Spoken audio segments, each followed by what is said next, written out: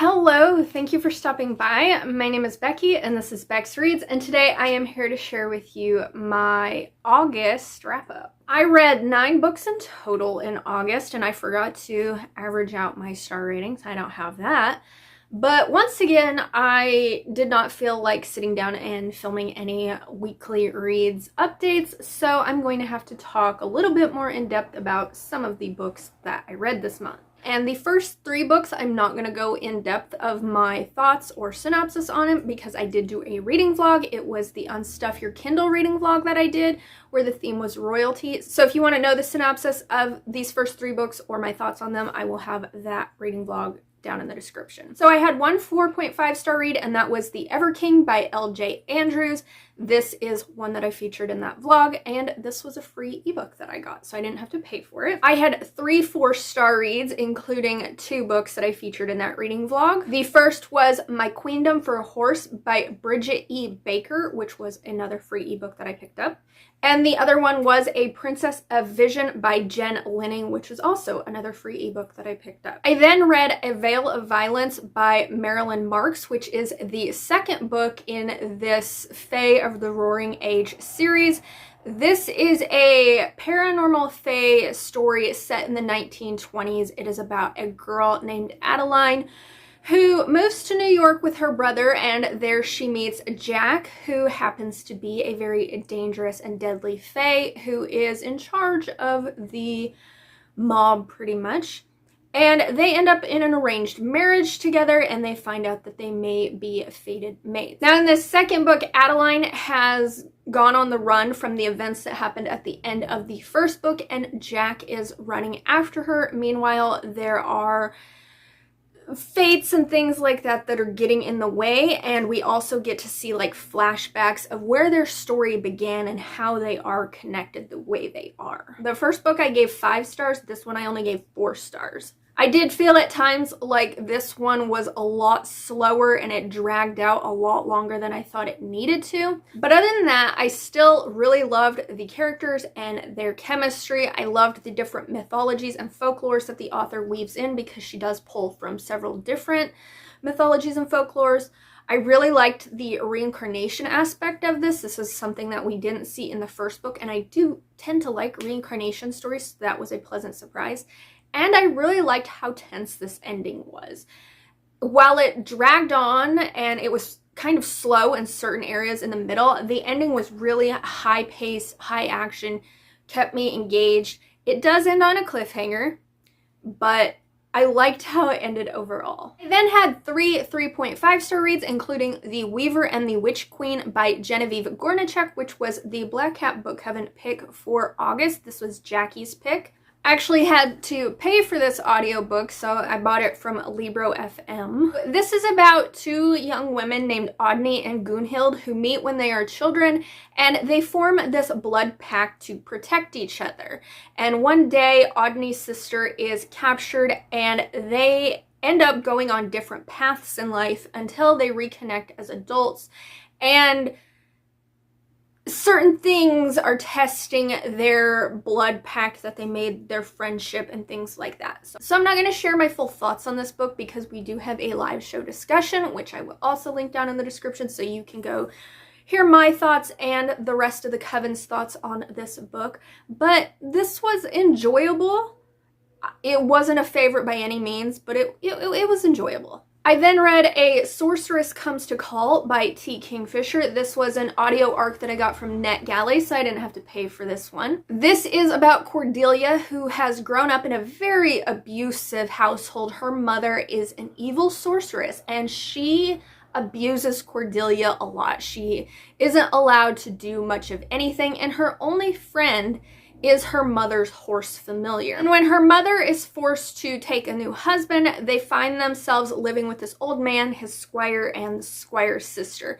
And these people really give Cordelia the family and the attention that she has always craved. She grows to really like these people, but her mother has some sinister plans afoot.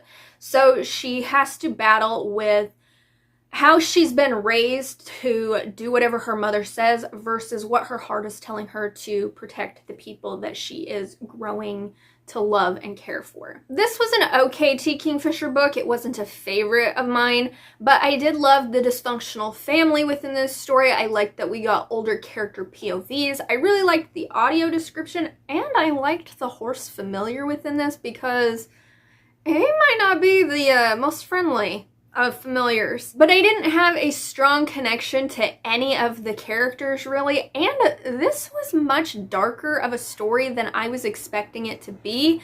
I would say if you have any sort of abusive trauma, specifically like emotional, mental abuse trauma, you should read some reviews, you should check out some like warnings or whatnot to see if this is the book for you, because this had a lot of abuse in it. I then listened to the audio of City of Thorns by C.N. Crawford. I found the audio on Everand, and once again, I did not have to pay for my Everand subscription this month because people have been using my Everand referral code. Thank you, thank you, thank you. Once again, it is always linked down in my description if you would like to get 1 month free of audiobooks for yourself. But this one and The Veil of Violence, I listened through Everand, so thank you. I got 2 free audiobooks this month. So this is an urban fantasy romance about a young woman named Rowan who is mistaken for this succubus by this demon. So he captures her and he takes her to the City of Thorns. And there he realizes his mistake, but they team up to sort of get a mutual vengeance and revenge.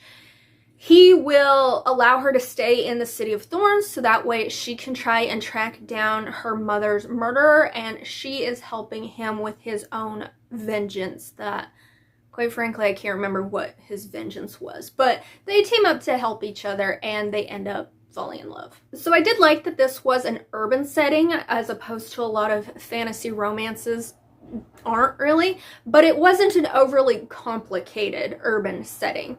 I also really liked that this book was a bit different from a lot of fantasy romances that I've read. There aren't any fae in this book that I am aware of. It centers around demons, so that was a very interesting concept for me.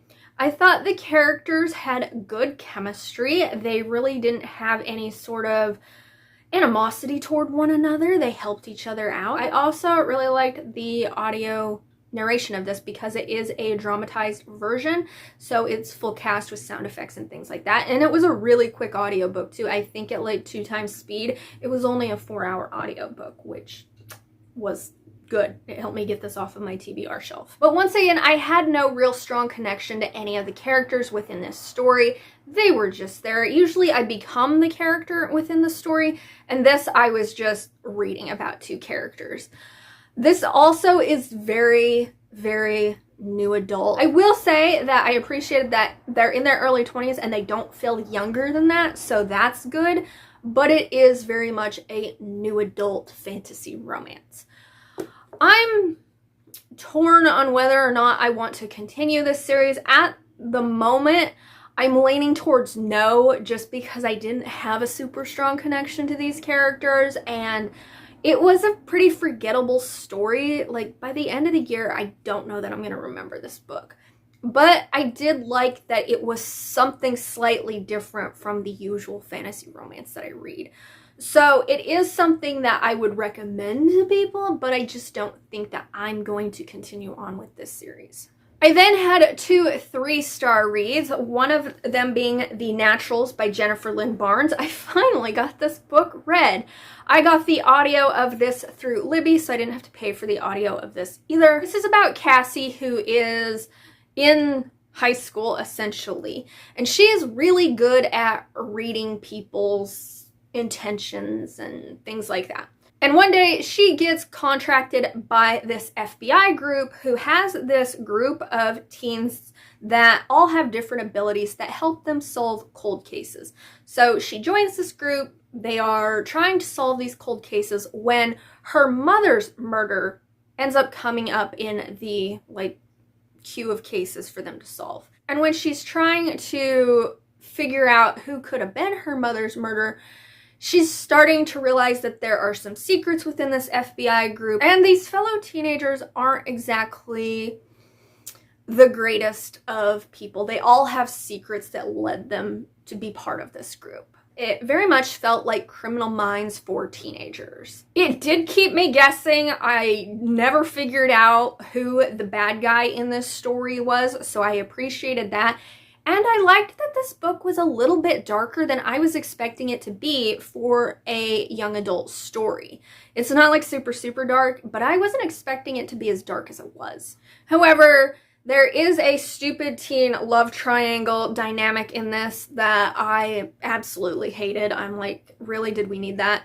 And the adults in this story are so dumb. Like, the things that these kids figure out aren't all that deep of things that they needed special abilities to figure out, that I couldn't understand why these grown-ass adults who are FBI agents, who are supposed to be the best at their jobs, they couldn't figure out. So it was sort of eye-roll worthy in that situation. But, you know, it was a read. It wasn't the worst YA I've ever read, but it wasn't anything special. And the last book I read was Empire of Shadows by Jacqueline Benson. I got the audio arc of this through NetGalley as well, so I didn't have to pay for it. This one appealed to me because I think somewhere I read that it was like The Mummy vibes with a little bit more spice to it. So I love The Mummy. I was like, yes, please. I want to read it. This is a historical adventure romance. And it is about Ellie, who gets arrested at the beginning of this book because she is fighting for women's rights. And when her employers find out that she was arrested, she gets fired. But while she is in her boss's office, she notices this map that she believes leads to the fabled city of El Dorado. So she takes this map, she takes this like little medallion thingy that goes with it, and she's on her way about to leave when she overhears this guy threatening her boss, looking for this map, and her boss is like, Ellie took it. So she has to get the hell out of here before this bad guy finds her and potentially takes this map, hurts her, whatever. So she sets out to, I think this takes place in Honduras, if I remember correctly. But she gets there and she's trying to track down and convince one of the locals to be her guide through the forest to try and find El Dorado. Unfortunately, the only person who she can get to do this is Adam Bates, who is this very handsome, charismatic American who comes from a wealthy family who just wants nothing to do with his family fortune. He just wants to do his own thing and be a purveyor of the land, and he makes maps himself. And he's one of those male characters who he feels the need to protect women and things like that. So they're attracted to one another, and he's like, I'll take you. So it sets them out on this adventure through the forest to try and find El Dorado, and through mishaps and obstacles along the way, they end up getting closer to one another. So I did like the audio narration of this audiobook. It was only singularly narrated, but I liked the narrator's voice. I really appreciated the adventurous journey within this story because I've read a couple of these other sort of like adventure romances where like the characters are archaeologists or paleontologists or whatever, and the adventure is always what is missing. It's much more romance heavy and it's just surface level adventure. This one I appreciated that their adventure was lengthier. There were obstacles that they had to overcome along this journey to get to El Dorado, and there were things that they discussed about the adventure itself along the way. This did give me Road to El Dorado meets Lara Croft vibes, and I love Road to El Dorado. That is such a cute and funny cartoon. I loved it. And I thought this couple had good chemistry when they weren't arguing.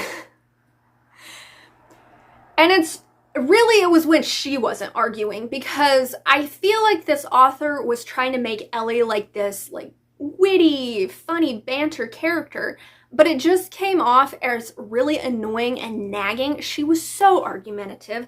She would start the stupidest arguments with Adam for the dumbest reason. It would be like him just standing there being handsome, and she would be like, why are you like that? Can't you put a shirt on? It must be nice to be that pretty. And she would just start these stupid arguments to try and get a rise out of him simply because she was attracted to him. whenever they were on their adventure or something, when it's obvious that he knows more about like the jungle and stuff like that, and he would like try to tell her what to do so that way she didn't fucking hurt herself or something, she would try to be all feminist and deep and be like, are you trying to tell me a woman what?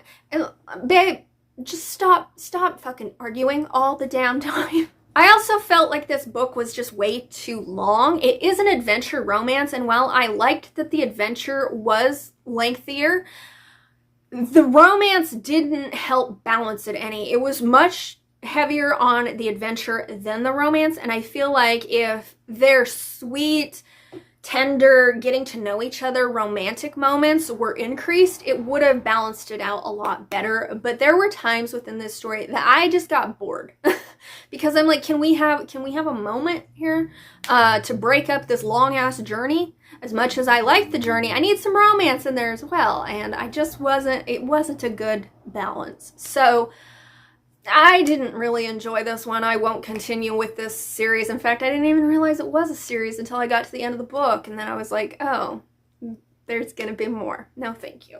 So those were the books that I read in August. Now let's do a very, very quick haul and unhaul. I don't have a lot.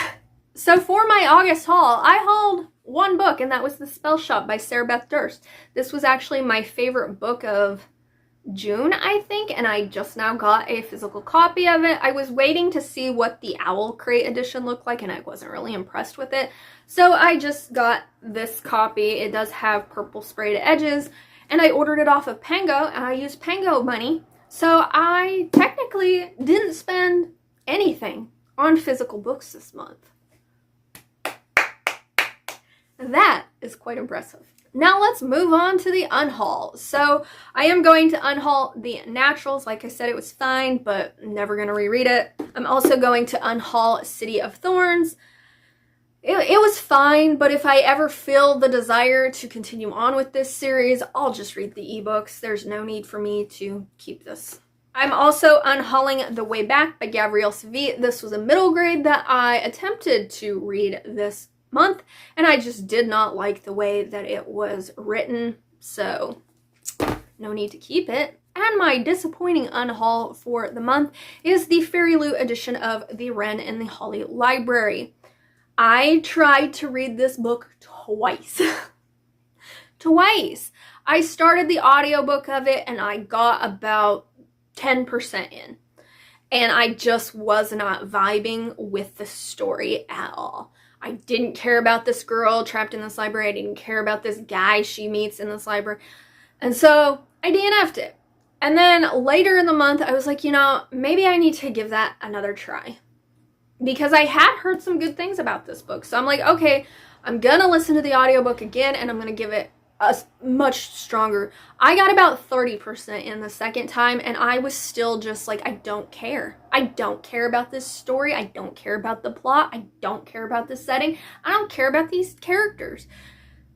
So I'm like, you know what? It's not worth me trying to push through. So this will be up on my Pango if you yourself are interested in it. Like I've said, I've heard people talk positively about this book, so it could just be a me thing. I don't know. But there's the cover. It's got some sprayed edges. It's got naked hardback. It's got foiled in paper. So if you're interested, that will be on my Pango. My Pango is always linked down below where you can see if any of these books appeal to you. There's no guarantee they'll be there by the time you see this video, but you can look.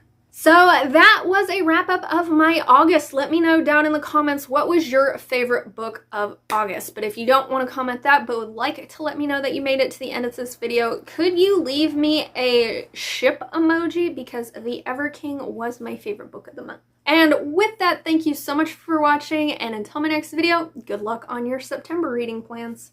Bye!